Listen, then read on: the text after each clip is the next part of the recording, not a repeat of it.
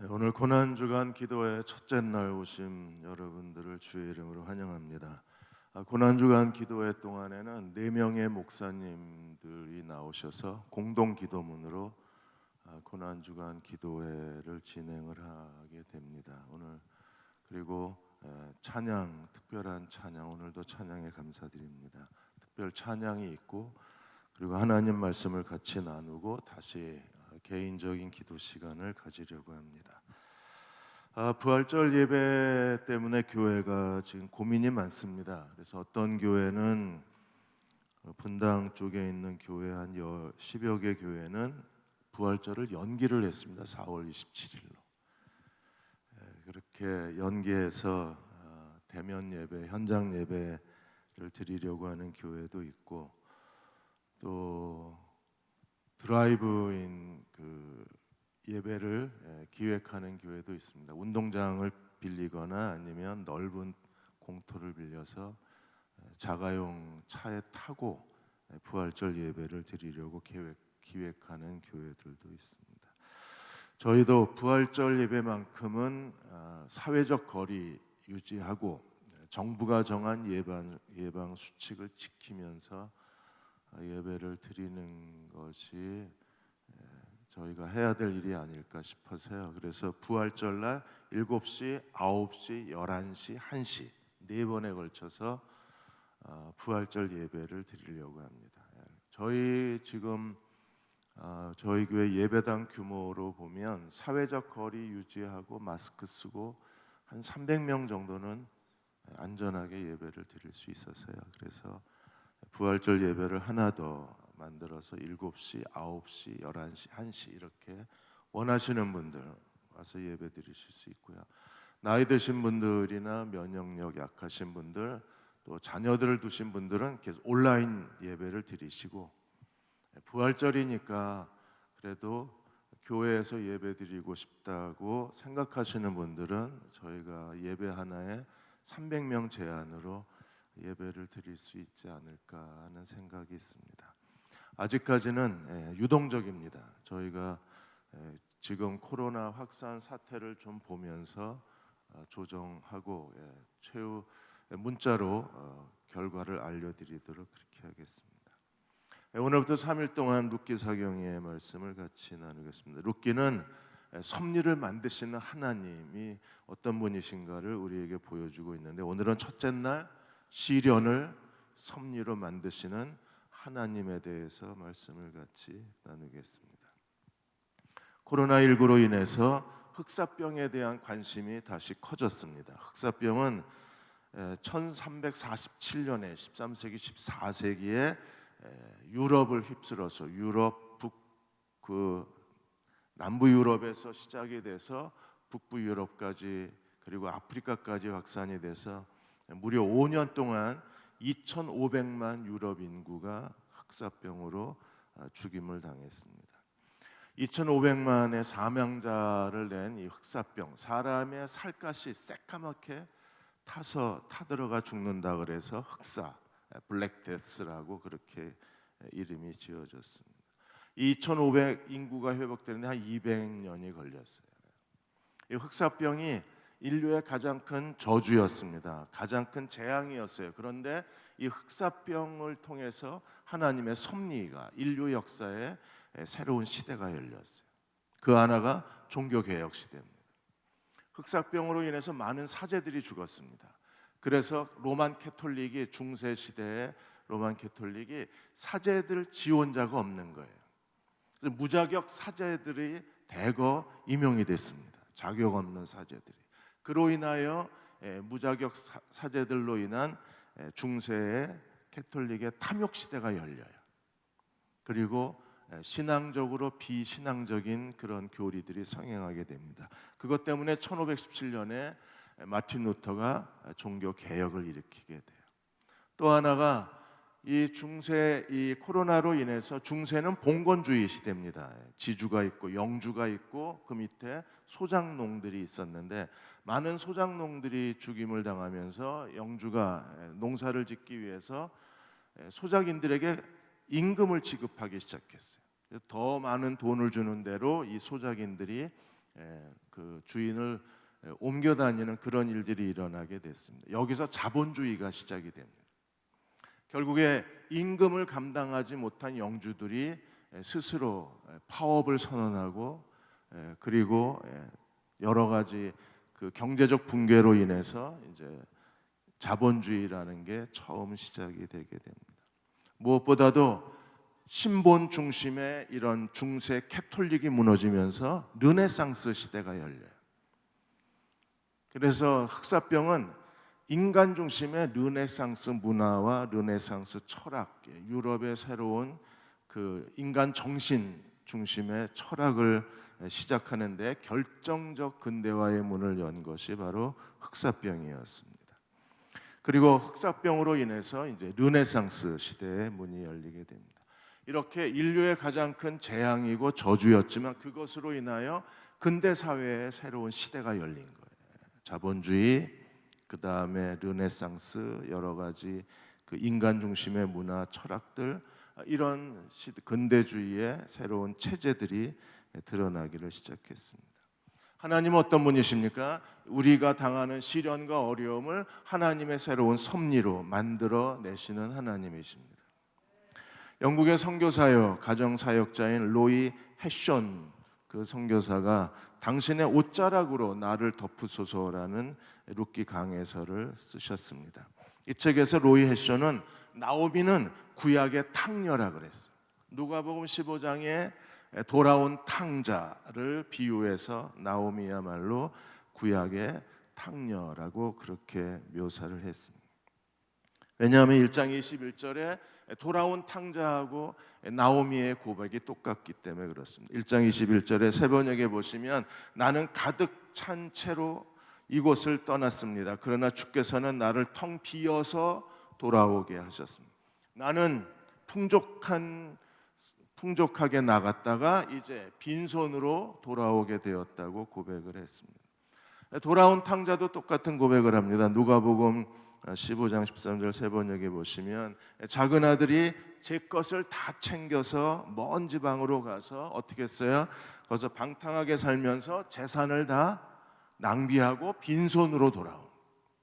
나오미도 풍족하게 나갔다가 빈손으로 돌아오고, 둘째 아들도 풍족하게 나갔다가 빈손으로 돌아와요. 오늘 1장의 주인공은 나오미입니다. 나오미는 어떤 모습으로 우리에게 보여지고 있을까요? 먼저 1장 1절에서 2절까지 보시면 나오미가 모압으로 도피를 합니다. 가족의 이름이 나옵니다. 1장 2절에 보시면 남편의 이름이 엘리멜렉. 엘리멜렉은 하나님은 나의 왕이시라는 뜻이에요. 나오미, 그의 아내 나오미는 사랑스럽다, 즐겁다, 기쁨이 넘친다는 뜻입니다. 두 아들이 있습니다. 말론, 기럨. 말론, 기럨, 뭐 병약하다, 그 다음에 아프다, 뭐 이런 그 히브리어의 뜻을 갖고 있기도 하는데, 로이 해션 이 선교사는 말론, 기럨을 전혀 다른 의미로 해석을 했어요. 말론, 노래한다, 기럨, 완전하다, 그런 뜻으로 이름을 해석을 했습니다.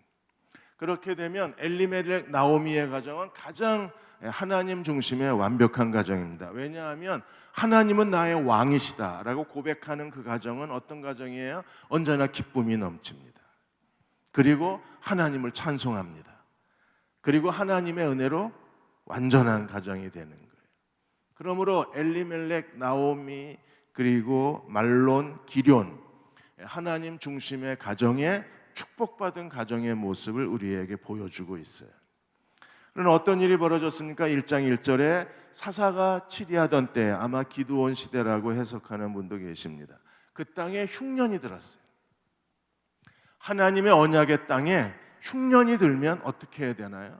하나님은 흉년이 들거나 하나님의 재앙이 내리거나 하나님이 징계하셨을 때 기근과 굶주림이 오면 하나님이 이렇게 하라고 이미 가르쳐 주셨어요.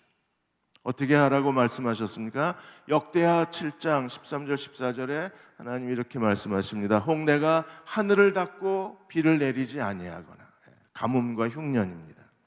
메뚜기들이 토산을 먹게 하거나 자연재해입니다. 그리고 전염병이 내 백성 가운데 유행할 때 하나님의 징계입니다. 이럴 때 어떻게 하라고 말씀하셨나요? 14절에 내 이름으로 일컫는 내 백성이 그들의 악한 길에서 떠나 스스로 낮추고 기도하여 내 얼굴을 찾으면 제일 먼저 해야 될 일이 뭐예요? 악한 길에서 떠나라. 그리고 하나님이 요구하시는 게 무엇입니까? 스스로 낮추고 기도하라. 그렇게 하나님의 얼굴을 구하면, 하나님의 얼굴을 찾으면 하나님이 어떻게 하시겠다고 약속하셨습니까? 그들의 죄를 사하고 그들의 땅을 고치리라. 제일 먼저 해야 될 일이 뭔가요? 악한 길에서 떠나는 거예요. 그리고 해야 될 일이 무엇입니까? 스스로 겸비해서 하나님의 얼굴을 찾는 겁니다. 하나님이 약속하셨습니다. 너희들의 죄를 사하고 그 땅을 다시 회복하겠다고 약속을 해주셨어요. 그러나 엘리멜렉, 나오미, 기론, 말론 어떻게 행동했습니까? 하나님 앞에 하나님의 얼굴을 찾은 것이 아니라 그들은요 전혀 다른 선택을 해요. 어떤 선택을 했습니까? 모압 땅으로 건너가 버렸어요. 모압 땅은 유다 베들레헴에서 이렇게 멀지 않습니다. 지도에 보시면 요단강을 건너면 바로 모압 땅입니다. 모압 땅은 아마도 베들레헴은 흉년이 덮쳤지만 그러나 모압 땅에는 흉년이 오지 않았던 것 같아요. 그러면 이건 하나님의 징계라는 겁니다. 그러면 엎드려야 되는데 엘리멜렉, 나오미, 말론, 기료는 모압으로 건너가 버렸어요. 잠시 동안 흉년 가뭄 동안에 잠시 동안 모압으로 도피한다고 생각을 했을 겁니다. 그러나 그들의 모압 이주는 아주 비극적인 선택이 되어져 버리고 마른 거예요. 오늘 우리도 어떤 어려움이 생기면 하나님 앞에 엎드려야 되는데 하나님의 얼굴을 구해야 되는데 우리도 엘리멜렉과 나오미처럼 잘못된 선택을 할 때가 많이 있는 거예요. D.L. 무디 목사님에게 어느 한 그 중년의 부인이 무디를 찾아와서 이렇게 상담을 했습니다. 내가 아무리 죄를 지어도 하나님이 나를 그대로 두시는 걸 보면 하나님이 계시지 않는 것 같다고. 하나님이 계시다면 내가 이렇게 죄를 짓는데 하나님이 가만히 계신다는 게 이해가 되지 않는다고 했습니다. 그래서 무디 목사가 그 중년의 부인의 얼굴을 가만히 쳐다보다가 부인은 지금 자신이 그리스도인이 아니라는 사실을 고백했다는 걸 알고 계십니까? 나는 그리스도인이 아닙니다 라고 말하는 것과 같다고 그랬어요. 그러자 부인이 반발을 했습니다. 무슨 소리예요? 나는 평생을 교회 다녔고 어려서부터 교회를 다닌 사람인데 내가 그리스도인이 아니라니 무슨 말을 그렇게 하시냐고. 그랬더니 무디가 이렇게 말했습니다. 만일에 자매님이 부인이 하나님의 자녀라면 죄를 짓는데 하나님이 그냥 두실 리가 없습니다. 그냥 두시는 것은 당신이 하나님의 자녀가 아니라는 것. 하나님 뭐라고 하셨어요? 징계가 없으면 사생자요 참 아들이 아니라 그랬어요. 우리가 하나님의 자녀라면 반드시 징계와 고난은 따라오는 거예요. 이렇게 하나님의 얼굴을 구하고 악한 길에 떠나서 스스로 겸비하여 하나님의 얼굴을 구하지 않고 모압으로 도망가 버렸습니다. 어떻게 됐을까요? 당연히 하나님의 징계가 따라올 수밖에 없어요. 1장 3절에 제일 먼저 하나님이 어떻게 하셨습니까? 나오미의 남편 엘리멜렉이 죽었습니다. 남편 엘리멜렉이 죽었어요. 하나님은 나의 왕이시다.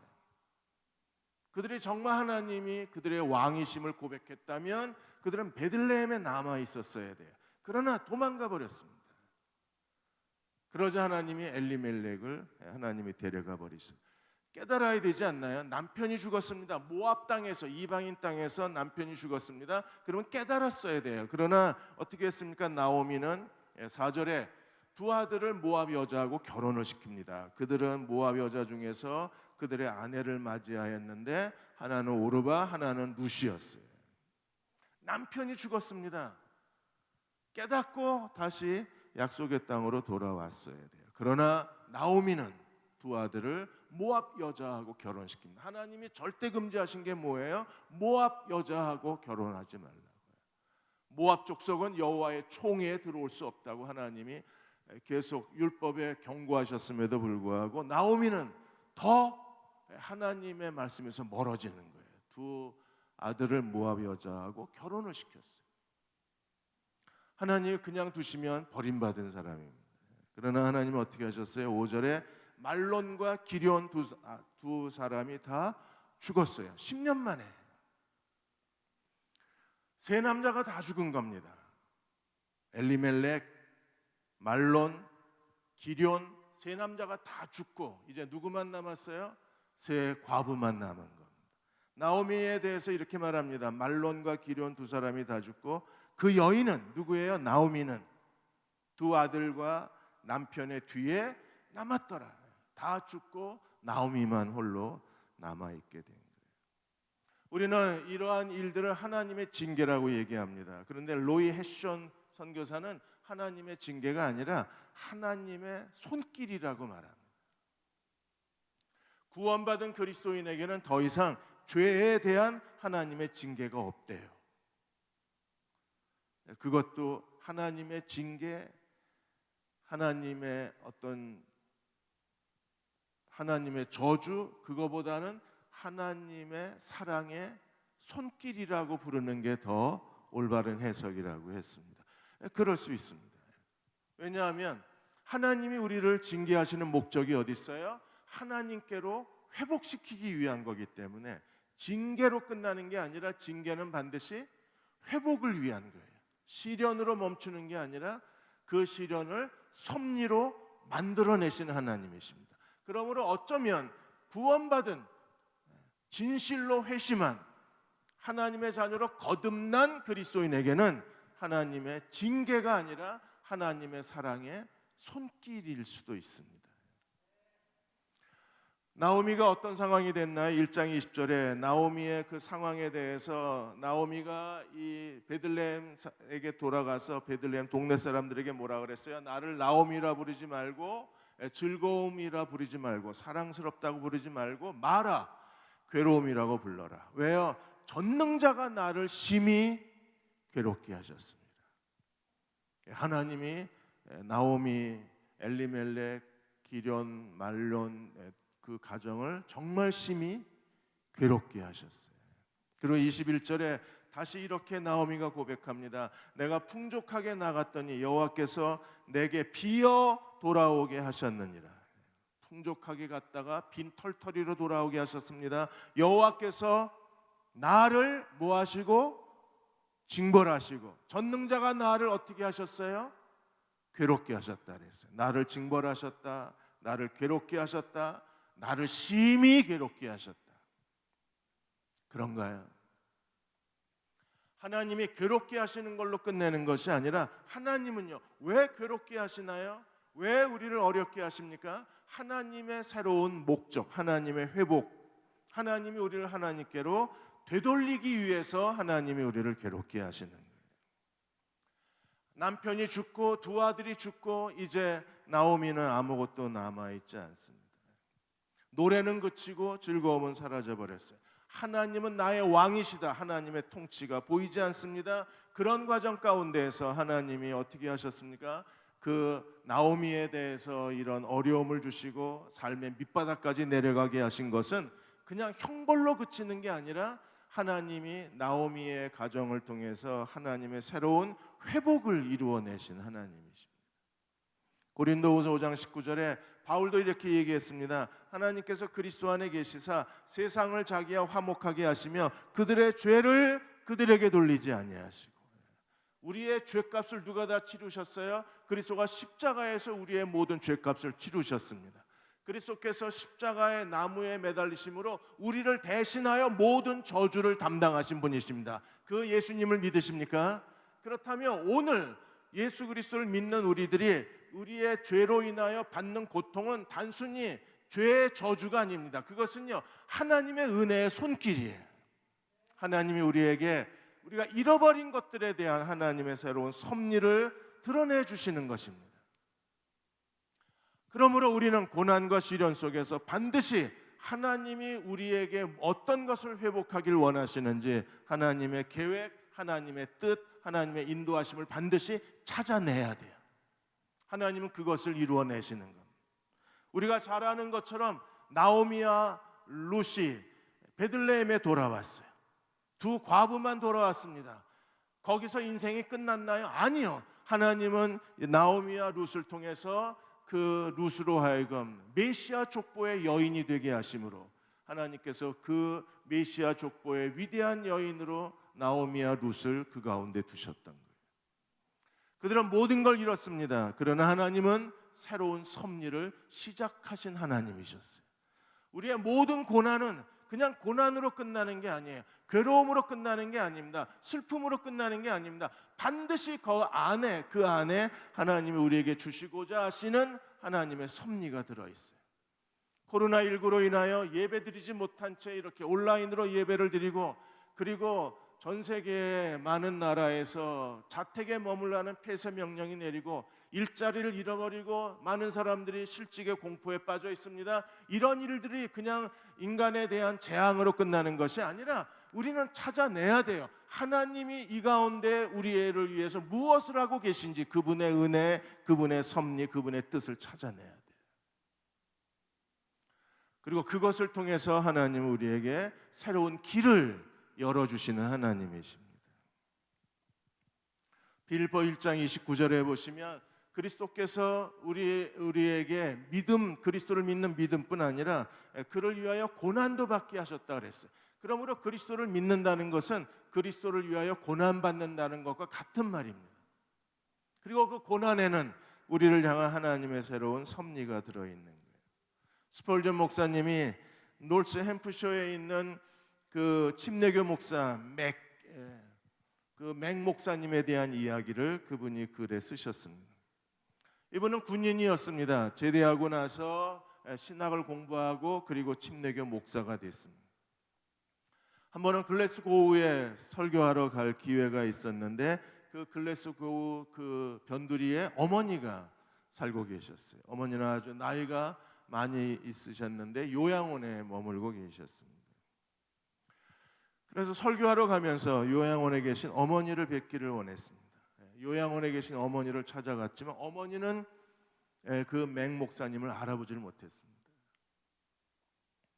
그러자 어린 시절의 이야기가 생각이 났어요. 어린 시절에 어머니가 실수해서 그만 그 맥 목사님 아들의 손목에 큰 부상을 입혔어요. 병원에서 치료받는 동안에 손에 큰 상처가 남았습니다. 어머니가 그 상처 때문에 상처를 쳐다보면서 아들에게 이렇게 얘기했습니다. 언젠가 네가 어른이 돼서 내가 널 알아보지 못하면 내 손목에 상처를 보면 내가 너를 알아볼 수 있을 거라는 어머니 말씀이 생각이 나요. 그래서 어머니가 자기를 알아보지 못하자 그 오른손을 거두어서 소매를 걷고 그 팔에 상처를 만지게 하면서 어머니 이 손목의 상처를 기억하시겠냐고. 그러자 순간 어머니가 아들을 와락 끌어안고 눈물을 흘렸습니다. 아들을 알아보지 못했지만 그 상처 때문에 아들을 알아본 거예요. 가끔 우리 인생에 큰 상처가 남습니다. 어쩌면 코로나19도 한국교회의 상처요. 어떤 가정에는 큰 상처일 거예요. 3월 한 달 동안에 하루에 6,000명의 사람이 실직을 당합니다. 그 가정에는 돌이킬 수 없는 큰 상처가 될 것입니다. 그러나 이 상처는 상처로 끝나는 것이 아니라 그 상처는요, 우리가 하나님의 백성이라는 신분증이 될 것이며 그 상처는 하나님이 우리에게 새로운 길을 주신다는 하나님의 안내도가 될 것입니다. 우리는 우리 상처를 끌어안고 하나님이 이 일을 통해서 어떤 일을 하실 수 있는지를 믿음으로 하나님의 뜻을 찾아내는, 하나님의 섭리를 찾아내는 그리스도의 종들이 되어야 합니다. 우리가 하나님을 의지해야 우리의 시련을 하나님은 우리의 섭리로 바꾸어 주시는 하나님이십니다. 이 일이 어떻게 가능했나요? 1장 6절에 18절까지 나오미와 룻의 선택에 대한 이야기가 나옵니다. 나오미가 이제 다시 베들레헴으로 돌아갈 용기가 생겼습니다. 어떻게 해요? 1장 6절에 보시면 그 여인이 모압 지방에서 여호와께서 자기 백성을 돌아보사 그들에게 양식을 주셨다 함을 듣고 해요. 양식이 없어서 모압으로 도망가 버렸어요. 그리고 양식을 주셨다는 말을 듣고 다시 베들레헴으로 돌아올 계획을 세웁니다. 그래서 두 며느리와 함께 길을 떠나는데 이 나오미가 두 며느리에게 계속해서 돌아가라고 말을 해요. 오르바하고 룻에게 계속 돌아가라고 말합니다. 나오미는 이제 아무것도 없습니다. 1장 21절에 풍족하게 나갔다가 이제 빈손이 됐어요. 빈털터리가 됐습니다. 여호와께서 나로 빈손으로 돌아오게 하셨네요. 사실입니다. 빈손입니다. 그녀에게 남은 것은 이제 오르바, 룻 두 며느리밖에 없습니다. 남편과 두 아들은 모압 땅에 묻었어요. 돌아오는 길에 그녀에게 남은 것은 두 며느리밖에 없습니다. 그런데 이 두 며느리에 대해서 나오미는 끈질기게 모압 땅으로 돌아가라고 얘기를 합니다. 1장 8절에 나오미가 두 며느리에게 이르되 너희는 각각 너희 어머니의 집으로 돌아가라. 너희가 죽은 자들과 나를 선대한 것 같이 여호와께서 너희를 선대하기를 원한 헤세드 투 헤세드입니다. 너희가 내게 정말 최고의 친절을 베풀었다. 그런 것처럼 하나님이 너희들에게 최고의 자비를 베풀어 주시기를 원하노라. 그 하나님의 친절이 뭐예요? 9절에 여호와께서 너에게 허락하사 남편의 집에서 모압 땅에서 위로받게 해 주시기를 원하노라. 그러므로 돌아가라. 그러냐 두 며느리가 뭐라고 대답해요? 10절에 아니니이다. 우리는 어머니와 함께 어머니의 백성에게로 돌아가겠습니다. 그래서 나오미가 두 번째 돌아가라고 요청합니다. 11절에 나오미가 이르되 내 딸들아 돌아가라. 너희가 어찌 나와 함께 가려 하느냐. 그리고 계대결혼법. 히브리 이스라엘 백성들은요 계대결혼법, 형이 결혼해서 형이 아이를 낳지 못하고 죽으면 동생이 형수와 결혼해서 아이를 낳아야 돼요. 말론, 기련 다 죽었습니다. 그래서 돌아가라는 거예요. 그래서 12절에 내 딸들아 돌아가라. 나는 늙었고 너희가 이스라엘 땅에 가면 너희에게 유일한 소망이 계대결혼법, 나오미가 아들을 낳아서 그 아들하고 결혼하는 길밖에 없는데 내가 이제 나이만은 늙었고 또 오늘 밤 내가 남편하고 아이를 낳는다고 해도 그 아이가 언제 크겠냐. 그러므로 너희에게는 소망이 없다는 거예요. 그래서 13절에 두 며느리에게 이렇게 말합니다. 너희가 어찌 그들이 자라기를 기다리겠으며 어찌 남편 없이 지내겠다고 결심하겠느냐. 남편 없이 살 수 있어? 이랬어요. 그러자 그 말을 듣고 오르바는 결심을 합니다. 너희가 남편 없이 지내겠다고 결심하겠느냐. 내 딸들아 그렇지 아니하니라. 여호와의 손이 나를 치셨으므로 나는 너희 때문에 마음이 더 아프다. 너희를 위해서 해줄 수 있는 게 아무것도 없는 거예요. 나오미가 해줄 수 있는 건 아무것도 없어요. 유일하게 두 며느리가 히브리 땅에서 이스라엘 땅에서 살 수 있는 방법은 나오미가 아들을 낳고 그 아들과 함께 결혼하는 계대 결혼법만이 그들의 유일한 삶의 소망인데 나오미는 솔직하게 말합니다. 남편 없이 이스라엘 땅에서 살 수 있냐. 그러자 14절에 오르바는 떠납니다. 두 번째 세 여자가 두 번째 통곡하고 나서 오르바는 시어머니에게 입 맞추고 떠나요. 그런데 룻은 떠나지 않습니다. 오르바는 남편 없이 살 수 있어? 그 말에 체념하고 떠나요. 근데 룻은 남편 없이 살 수 있어? 라는 말에 룻은 뭐라고 대답합니까? 어머니랑 살겠습니다 라고 대답하고 끝까지 어머니를 따라가요. 여기에 붙쫓았다는 단어의 뜻이요, 다바크, 아주 끈질기게 붙어있다는 뜻입니다. 완전히 붙어있다는 뜻이에요. 남편 없이 살 수 있어? 오르바는 떠났어요. 룻은 대답합니다. 어머니랑 살겠습니다. 15절에 나오미가 다시 한번 룻에게 세 번째 돌아가라고 말합니다.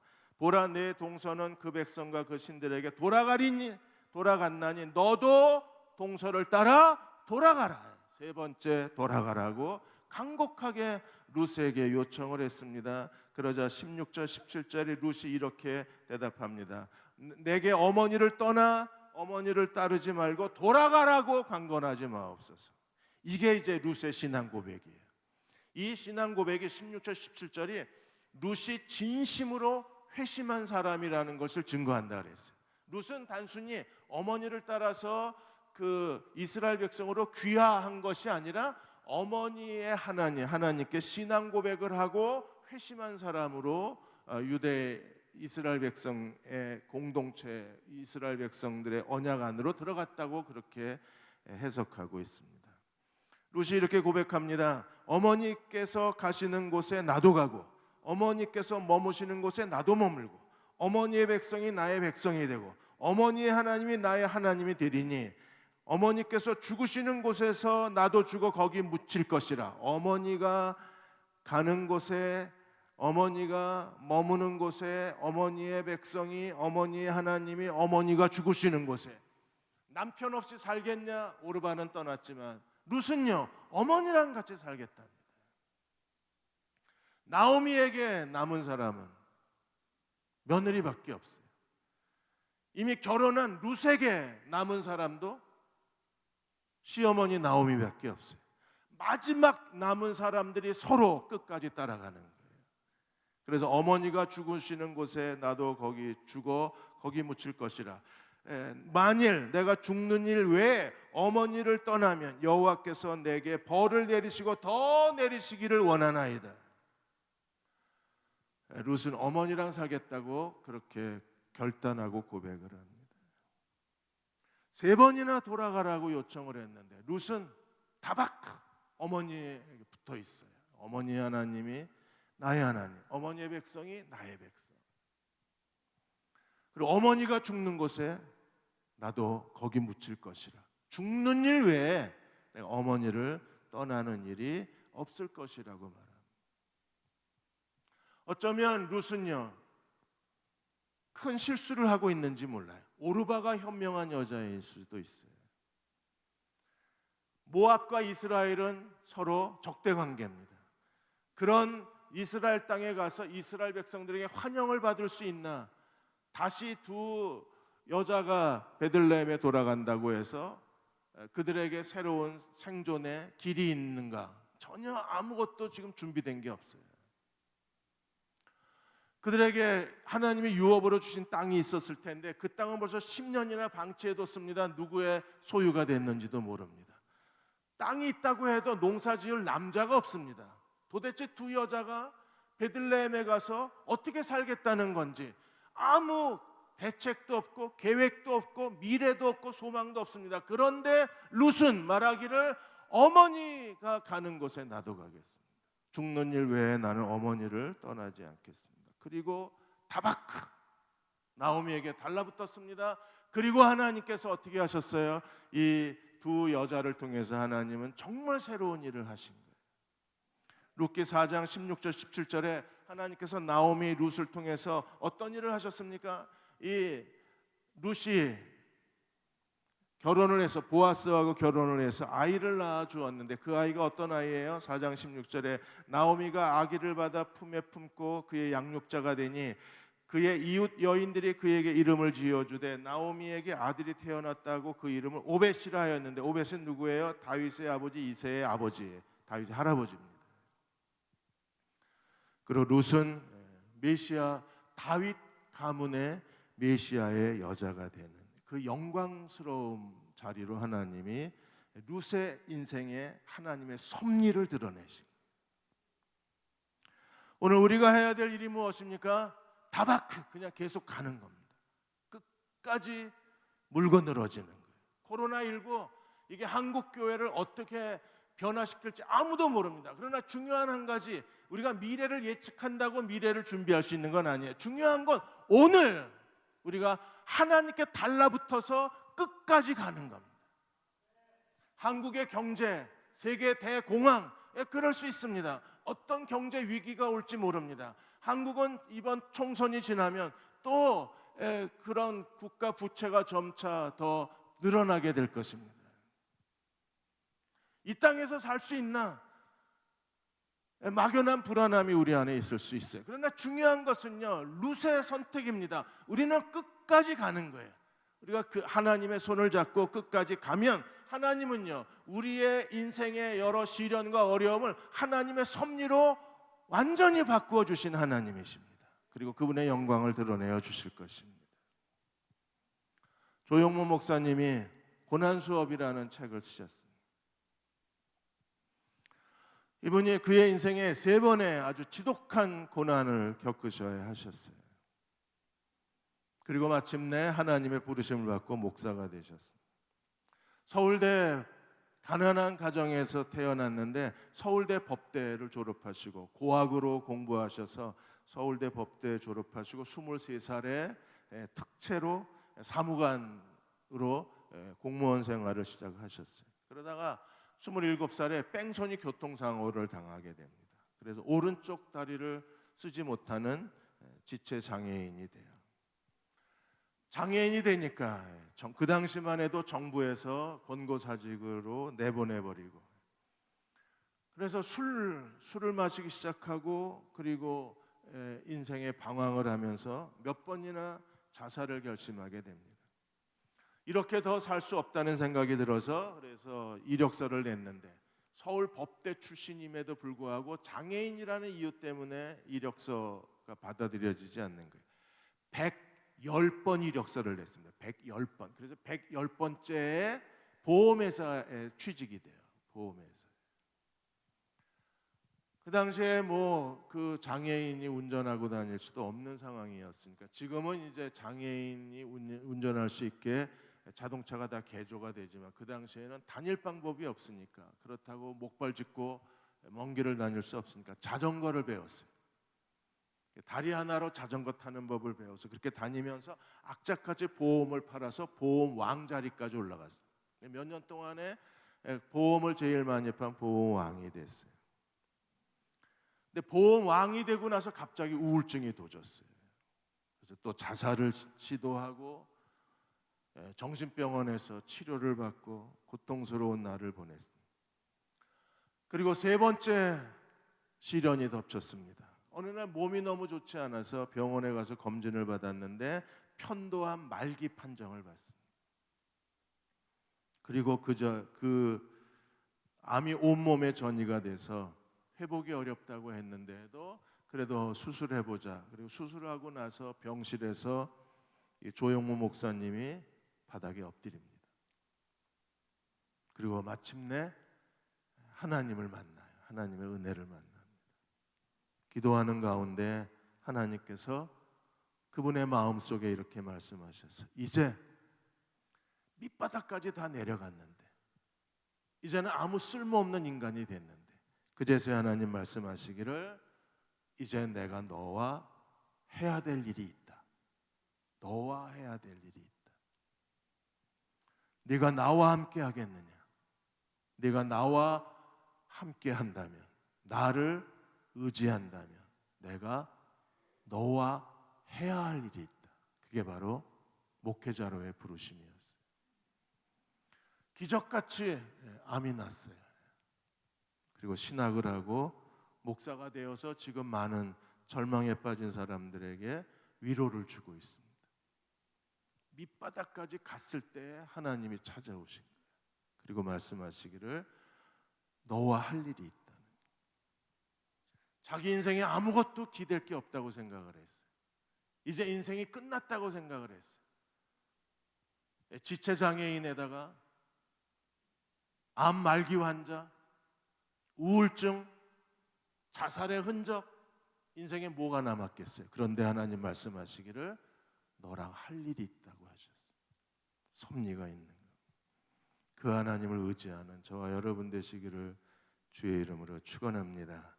이제 우리 아무것도 염려 두려워하지 말라. 우리 은혜 찬양팀과 같이 찬양하고 기도하고 목사님 축도하겠습니다. 가사 생각하시면서 아무것도 두려워 말라. 주 나의 하나님이 지켜주시네. 찬양하겠습니다.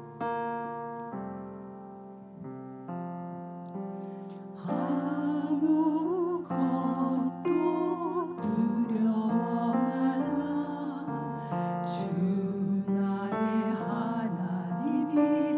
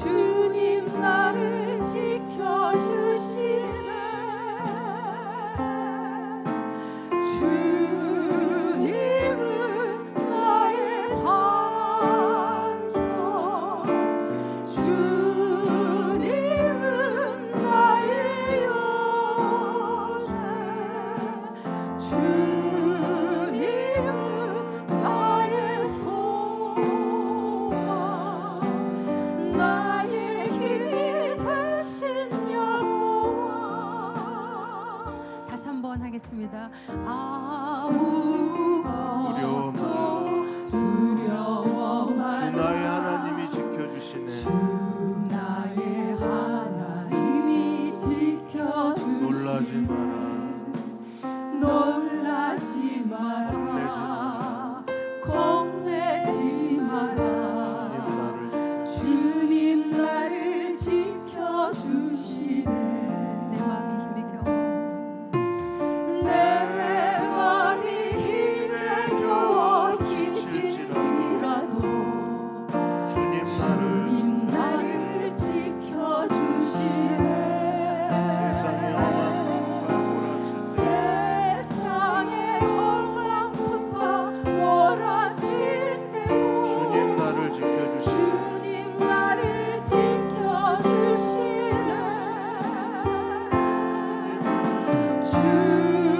주님은 나의 산. 주님은 나의 요새.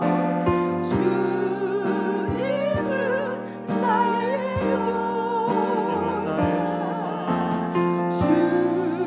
주님은 나의 소망.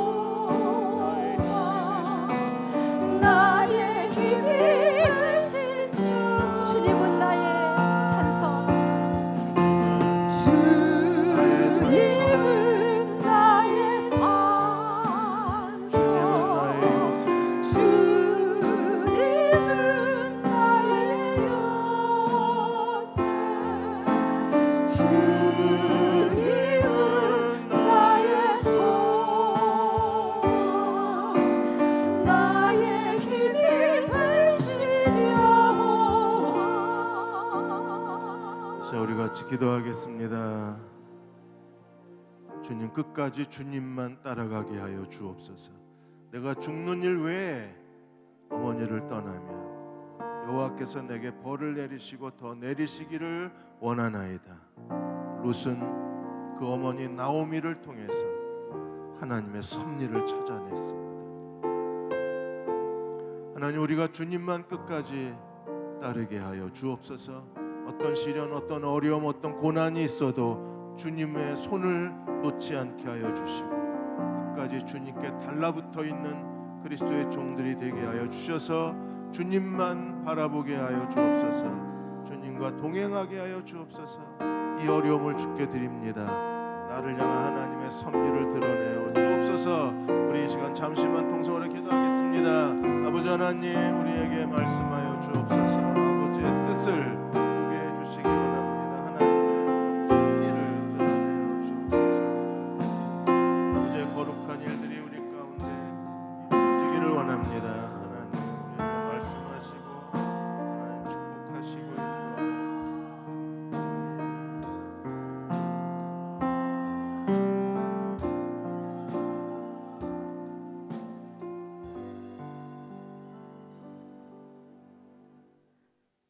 그가 찔림은 우리의 허물 때문이요 그가 상함은 우리의 죄악 때문이라. 그가 징계를 받음으로 우리가 평화를 누리고 그가 채찍에 맞음으로 우리가 나음을 받았도다. 우리는 다 양 같아서 그릇 행하여 각기 제 길로 갔거늘 여호와께서는 우리 무리의 죄악을 그에게 담당시키셨다고 하신 주의 말씀을 기억합니다. 예수 그리스도의 십자가를 우리 가슴에 모시고 살아갈 수 있도록 인도해 주옵소서. 이제는 우리 주 예수 그리스도의 은혜와 아버지 하나님의 크신 사랑하심과 성령의 교통하심이 죽기까지 주님을 따르기 원하는 귀한 지체들을 위해 이제부터 영원토록 함께 하시옵기를 간절히 축원하옵나이다. 아멘.